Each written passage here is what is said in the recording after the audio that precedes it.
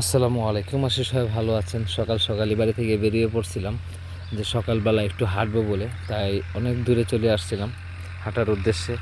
তো আশেপাশে যখন কুয়াশাচ্ছন্ন সকালের যে ভোরের কুয়াশাটা, সেই কুয়াশাটা কিন্তু এখনও বিদ্যমান।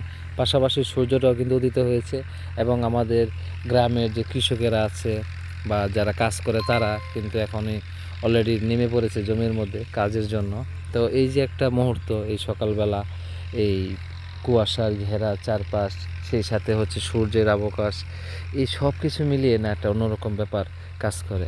এই সকালটাকে দেখার জন্য অনেকেই চেষ্টা করে, কিন্তু কখনোই হয় না। আর আমরা যারা গ্রামে থাকি তারা কিন্তু এই সকালটাকে বেশ উপভোগ করতে পারি, এবং সকাল এবং সন্ধ্যা দুটোটা কিন্তু ভালোভাবে উপভোগ করতে পারি।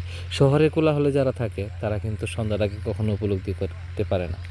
কখন বিকাল চলে যায়, কখন সন্ধ্যা ঘনিয়ে আসে, তারা কিন্তু টেরই পায় না। আর আমরা যারা গ্রামের মানুষ তারা কিন্তু সন্ধ্যা লগ্নে যখন সূর্য অস্ত যায় তখন কিন্তু আমরা নিশ্চোখে দেখতে পারি, এবং যখন ঘোর ঘোর অন্ধকার নেমে আসে তখন কিন্তু আমরা এই জিনিসটাকে উপলব্ধি করতে পারি। তো আজকের এই দিনটা সবার ভালো কাটুক, সুস্থ কাটুক, সেই প্রত্যাশায় আজকের মতো বিদায়। ধন্যবাদ সবাইকে।